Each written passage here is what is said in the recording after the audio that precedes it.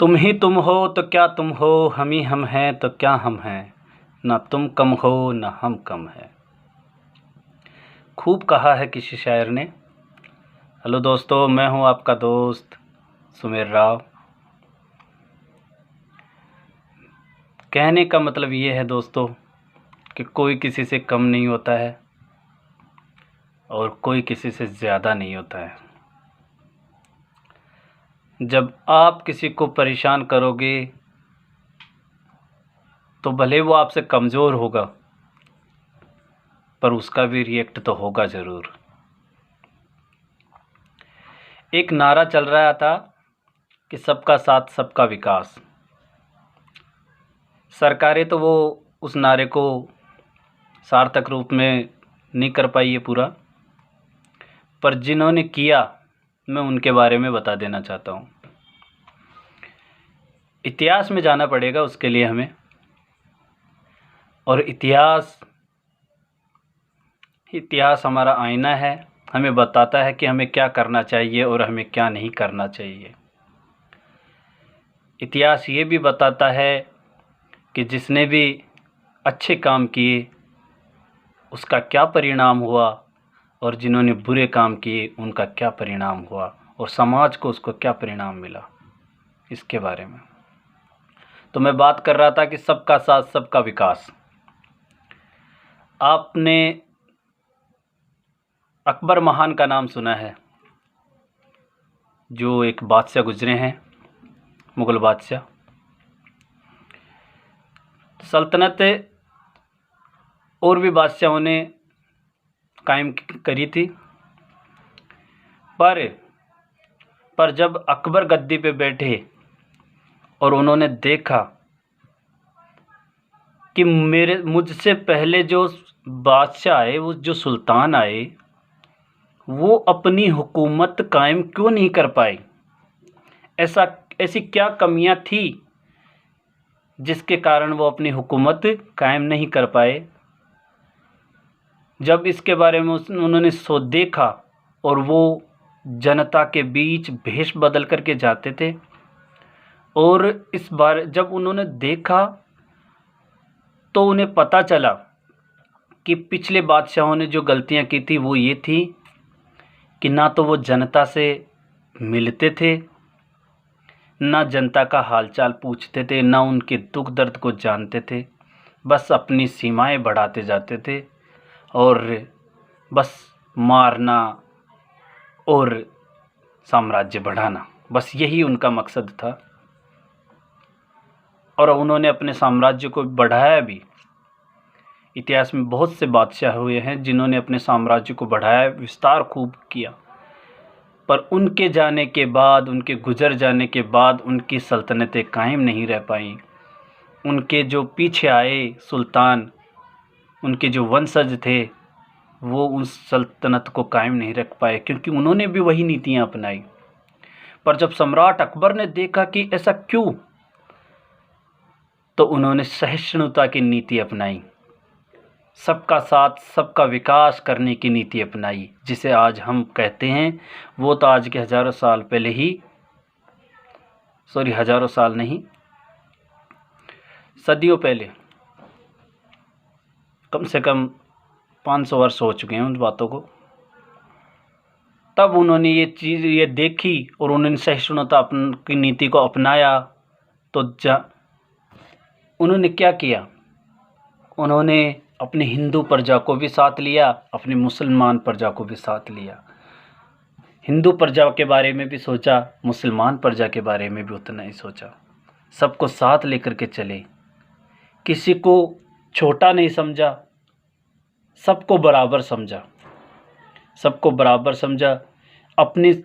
अपनी शाही सेनाओं का, हिंदू राजाओं को अपना सेनापति भी बनाया, और अपने हिंदू प्रजा को भी अपने पुत्रवती ही माना। तो जब ऐसा उन्होंने किया, तो जो राजा महाराजा पिछली सल्तनत के बारे में जो उनकी भ्रांतियां थी, जो गलत धारणाएं बन गई थी कि मुस्लिम साम्राज्य केवल मारकाट ही समझता है, साम्राज्य को बढ़ाना ही समझता है।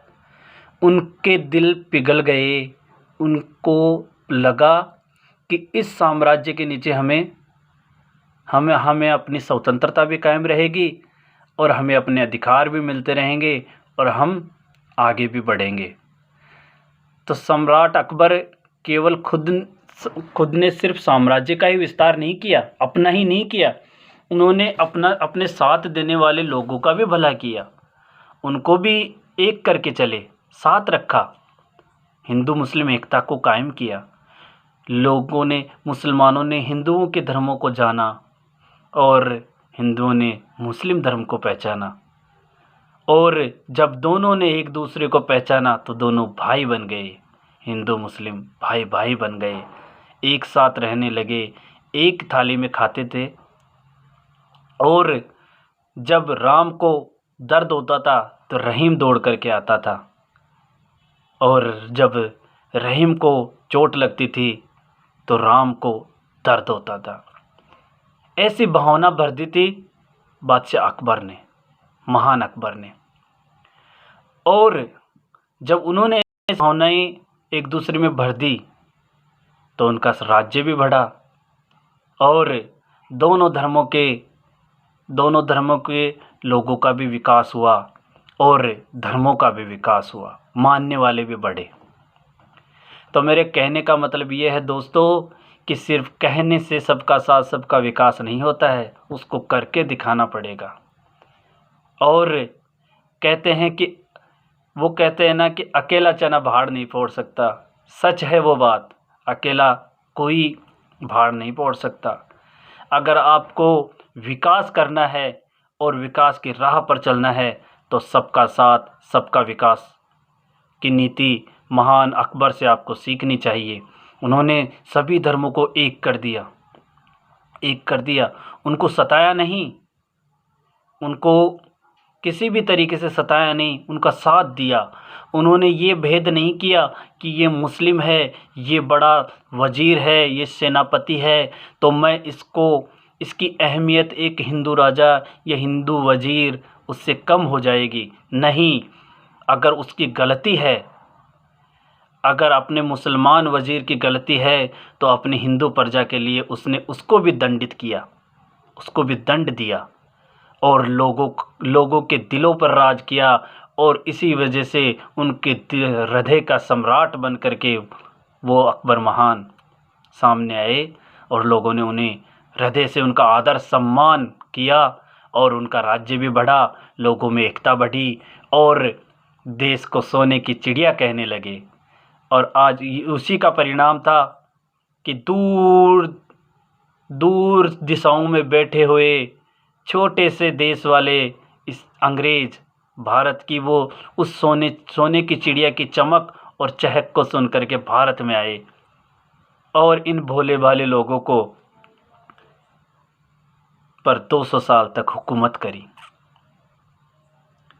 तो मेरे कहने का मतलब ये है कि अगर आपको सबका साथ सबका विकास करना है तो सम्राट अकबर की नीतियों को देखिए। कोई अकेला चल कर के पार नहीं कर सकता कुछ भी, उसको सहयोग लेना होगा। अगर आप एक नदी के किनारे पे खड़े हुए हो तो आप खड़े ही रह जाओगे। वो जब तक कि वहाँ पर कोई नाव ना दिखे तो आप उसे पार नहीं कर सकते। तो वो नाव क्या है? वो नाव इस देश की आवाम है और इस देश की संस्कृति है। उस संस्कृति के साथ लेकर के, उस देश की जनता को साथ लेकर के जो राष्ट्राध्यक्ष चलता नहीं है तो वो बस कुछ दिनों तक ही चलता है और इस इतिहास में काले अक्षरों से उसका नाम दर्ज हो जाता है। तो सबका साथ सबका विकास करना है तो एकता कायम करनी होगी, सबको एक बनकर रहना होगा। और जब तक हम एक नहीं होंगे तो कोई भी हम पर हुकूमत करके चला जाएगा। जैसा कि वो फूट डालो राज करो की नीति अपनाई थी अंग्रेज़ों ने, आज वही राजनेता अपना रहे हैं। तो मेरे दोस्तों, इन राजनेताओं का बहिष्कार करो और इन्हें समझाओ कि हम साथ रहते हैं और साथ रहेंगे हमेशा। हमने अपने एक दूसरे का सम्मान किया है और करते रहेंगे। और जो इनको नफ़रत की आग में झोंकता है, जो इनको धर्मों के नाम पर लड़ाता है, झगड़ा करवाते हैं, ऐसे लोगों का साथ मत दीजिए दोस्तों, ऐसे लोगों का बहिष्कार कीजिए। धन्यवाद। जय हिंद, जय भारत।